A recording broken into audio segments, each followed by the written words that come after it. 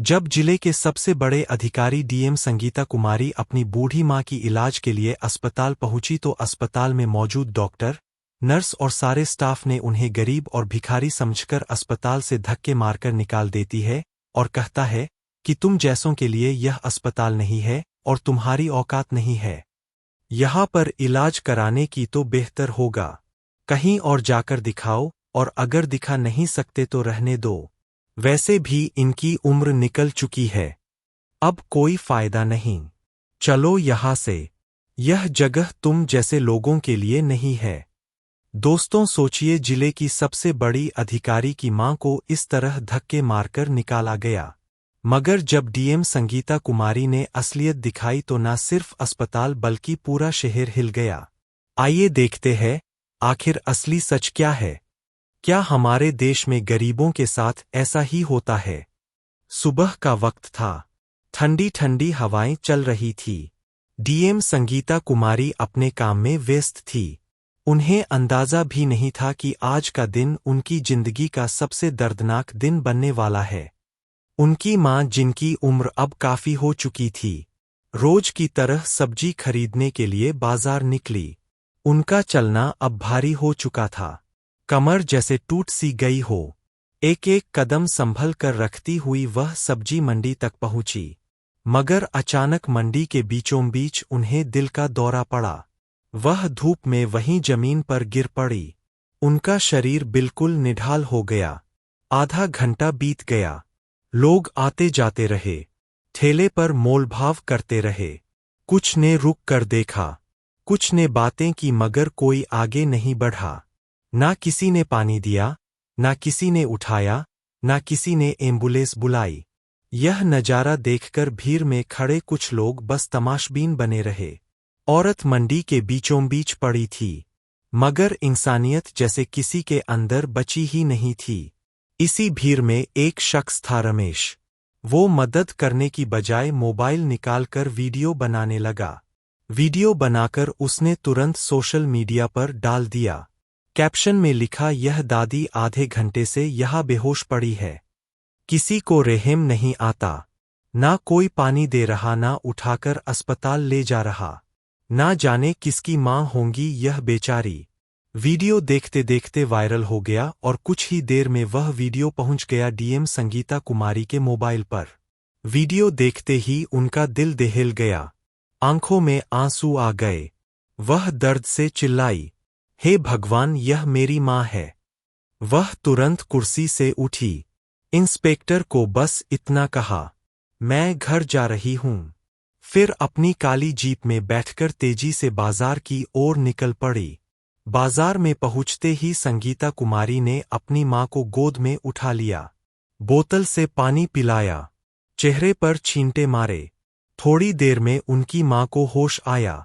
उसके बाद संगीता कुमारी ने वहां खड़े लोगों की ओर गुस्से से देखा और बोली, आप लोगों के अंदर इंसानियत बची भी है या नहीं?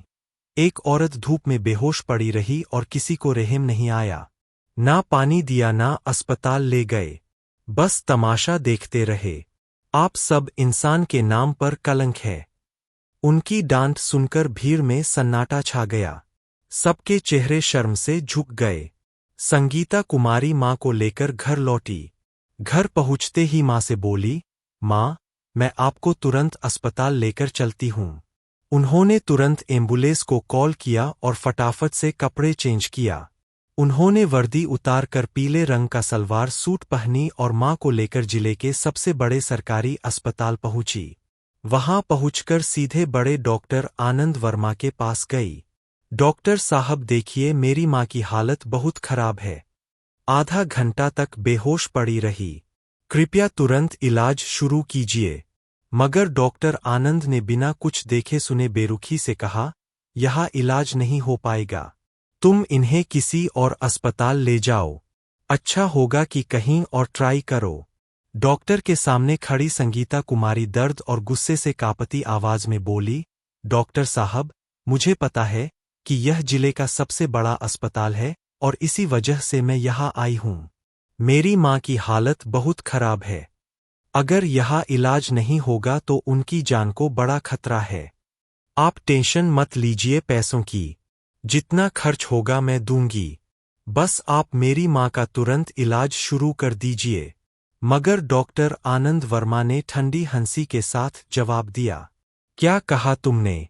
जितना भी पैसा होगा तुम दोगी?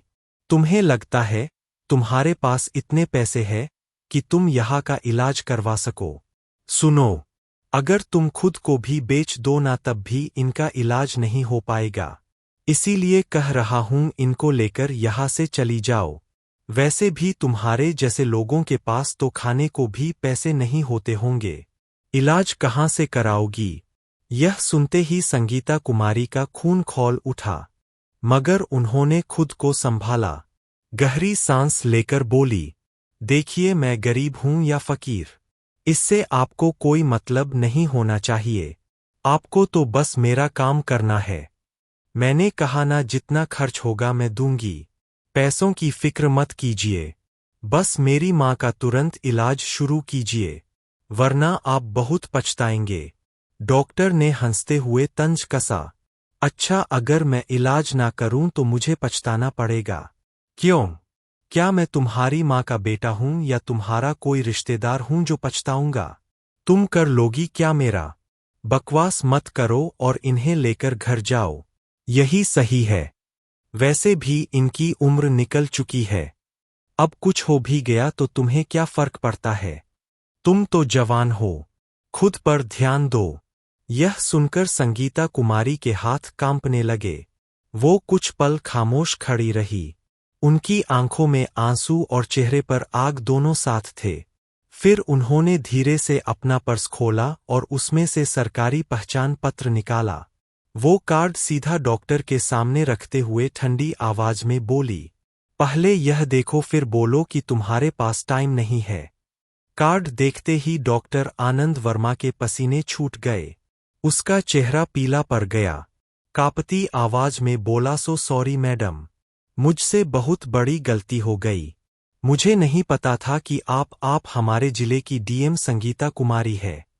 मैं अभी इलाज शुरू करवाता हूं। आप टेंशन मत लीजिए, मैं पूरी कोशिश करूंगा कि आपकी माँ ठीक हो जाए। प्लीज आप यहाँ वेट कीजिए। डॉक्टर तुरंत स्टाफ को दौड़ाने लगा। संगीता कुमारी की माँ को स्ट्रेचर पर ले जाया गया। नर्सें दौड़ दौड़ कर दवाइयां लाने लगी। संगीता कुमारी वहीं खड़ी थी। बाहर से शांत दिख रही थी, मगर अंदर उनका गुस्बी सा उबाल मार रहा था। यह लोग सरकारी अस्पताल में गरीबों के साथ ऐसा करते हैं। सरकार इन्हें सैलरी देती है ताकि यह बेसहारा लोगों का इलाज कर सकें, मगर यह लोग तो अमीरों की चापलूसी में लगे हैं और गरीबों को धक्के मारकर निकाल देते हैं। ऐसे लोग डॉक्टर कहलाने के लायक नहीं। मैं इनको नौकरी से हटवा कर रहूंगी। उनकी मुट्ठियां भींची हुई थी। उनके मन में ठान चुकी थी, अब ऐसा नहीं चलेगा। कुछ देर बाद एक नर्स आई और बोली, मैडम आप टेंशन मत लीजिए, आपकी माँ अब बिल्कुल ठीक है। लेकिन कम से कम 1 हफ्ता आपको यहीं उनके साथ रहना होगा। डॉक्टर के इलाज से कुछ समय बाद संगीता कुमारी अपनी माँ के पास गई। उनकी हालत पहले से काफी बेहतर थी। माँ को ठीक देखकर संगीता की आंखों से आंसू निकल आए। उन्होंने अपनी माँ को गले लगाया। दोनों मां फूट फूट कर रो पड़ी। माँ मन ही मन सोच रही थी, मैंने अपनी बेटी को पढ़ाने के लिए कितने कष्ट झेले, कितनी मेहनत की, तब जाकर मेरी बेटी आज इस मुकाम पर है। और संगीता अपने दिल में सोच रही थी, आज अगर मेरी माँ ना होती तो मैं यहाँ तक कभी नहीं पहुँच पाती। मगर आज मेरी माँ की यह हालत देखकर मेरे दिल को दर्द से चीर दिया है। उनकी आंखें लगातार भीगी हुई थी। अगले 2 दिन और 2 रातें संगीता अपनी माँ के पास ही अस्पताल में रही। अपनी माँ की देखभाल करते हुए उन्होंने तय कर लिया था कि इस अन्याय को ऐसे ही नहीं छोड़ेंगी। तीसरे दिन थाने से कॉल आया। इंस्पेक्टर ने कहा, मैडम आपको तुरंत मीटिंग में आना होगा, बहुत जरूरी मामला है। संगीता ने गहरी सांस ली और बोली, ठीक है, मैं मीटिंग के लिए आ रही हूं, मगर मैं ज्यादा देर रुक नहीं पाऊंगी। मेरी माँ की तबीयत अभी ठीक नहीं है। मुझे उनके पास ही रहना पड़ेगा। इंस्पेक्टर बोला, ठीक है मैडम, आप मीटिंग के बाद जितनी जल्दी हो सके अस्पताल लौट आइए। संगीता अपनी मां को दिलासा देकर मीटिंग में पहुंची। मीटिंग खत्म होते ही 6 घंटे बाद वह वापस अस्पताल लौट आई। पूरा 1 हफ्ता अस्पताल में गुजारने के बाद आखिरकार संगीता अपनी मां को लेकर घर लौटी। मां की हालत अब स्थिर थी, लेकिन संगीता के दिल में आग जल रही थी। अगर मैं डीएम ना होती, अगर मेरे पास यह पद ना होता तो आज मेरी मां शायद मेरे पास जिंदा ना होती।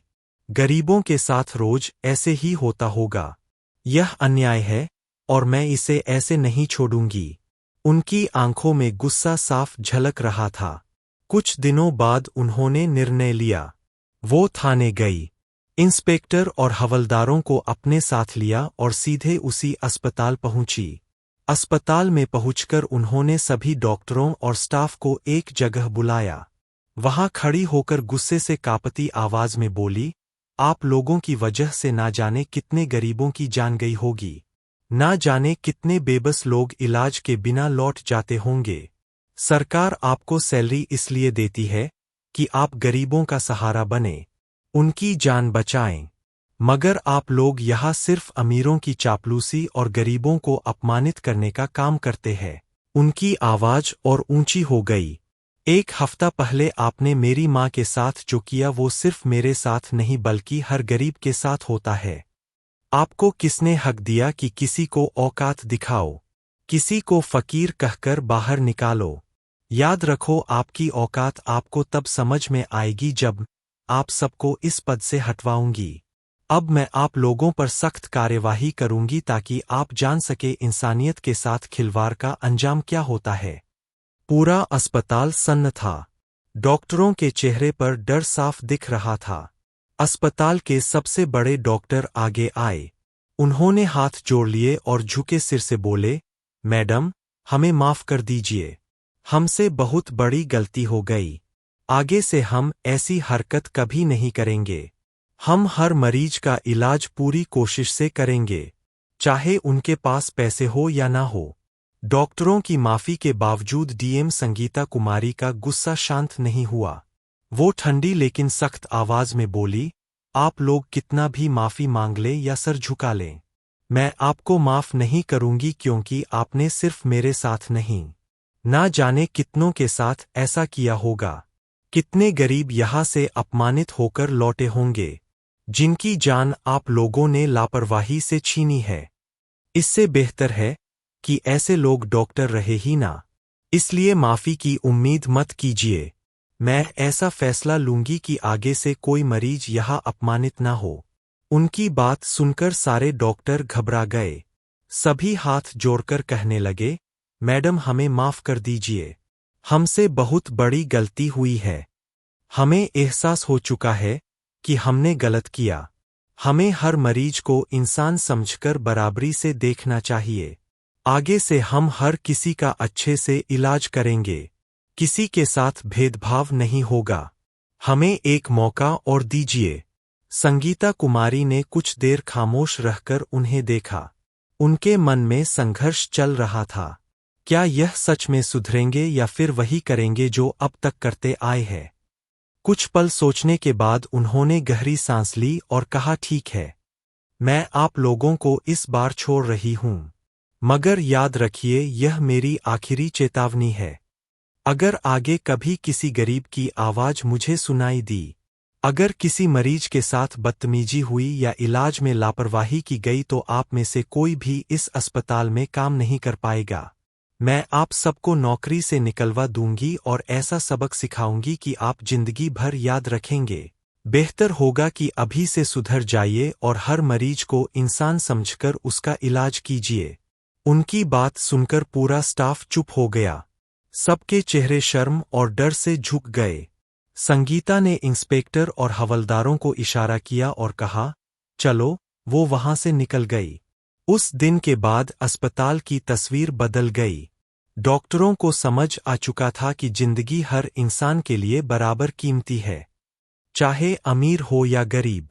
उन्होंने अपने रवैया को बदला और हर मरीज को इंसानियत के नजरिए से देखना शुरू किया। दोस्तों, अगर आपको यह कहानी पसंद आई हो तो इसे लाइक कीजिए और ज़्यादा से ज़्यादा शेयर कीजिए ताकि हर कोई अपनी आवाज़ उठा सके और सिस्टम को बदलने की हिम्मत कर सके।